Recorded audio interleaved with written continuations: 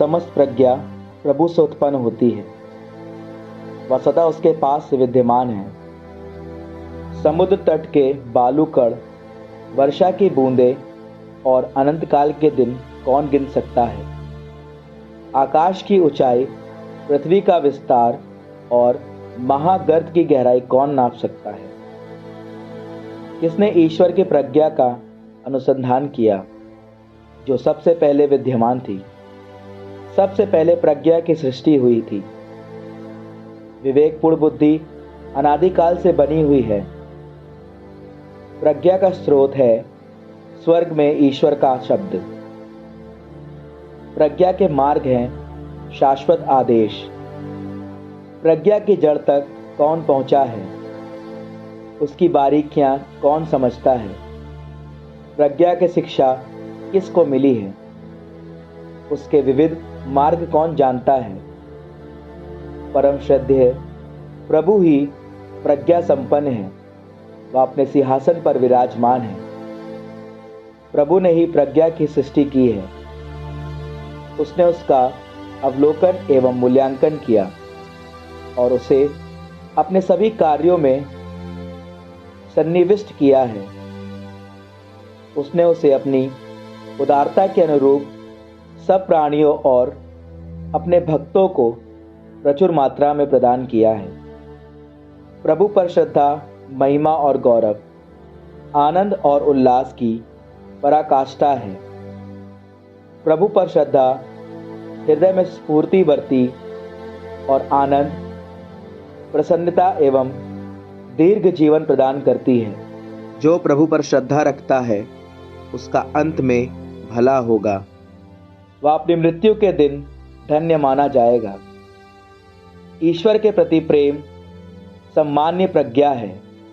जिन लोगों को यह वरदान मिलता है वह उन्हें ईश्वर के दर्शन और उनसे उसके महान कार्यों की स्तुति कराता है।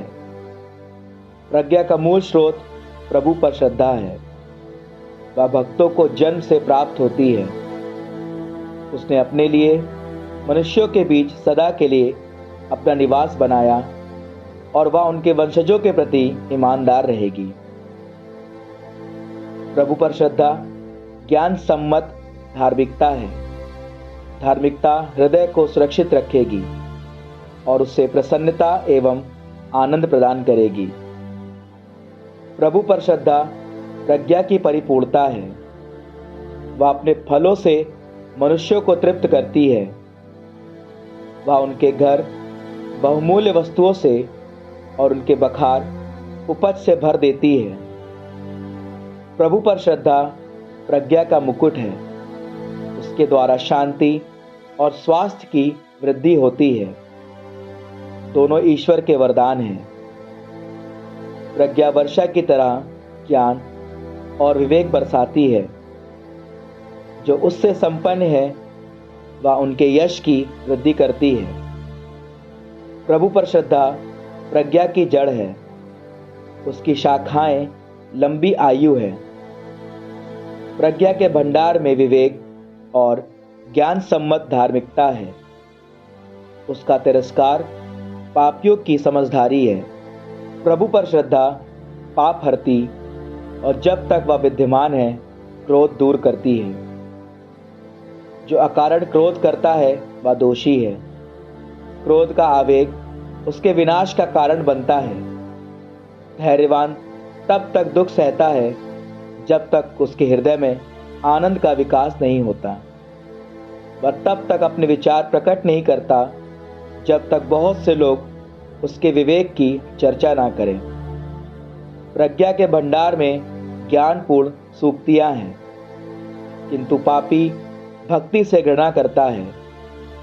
पुत्र, यदि तुम प्रज्ञा चाहते हो तो आज्ञाओं का पालन करो और प्रभु उसे तुमको प्रदान करेगा। प्रभु की श्रद्धा प्रज्ञा और अनुशासन में निहित है। निष्ठा और विनम्रता प्रभु को प्रिय है। प्रभु पर श्रद्धा का विरोध नहीं करो।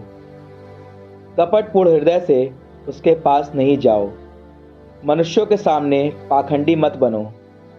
अपने शब्दों पर नियंत्रण रखो, घमंडी मत बनो, नहीं तो तुम्हारा पतन होगा और तुम पर कलंक लगेगा।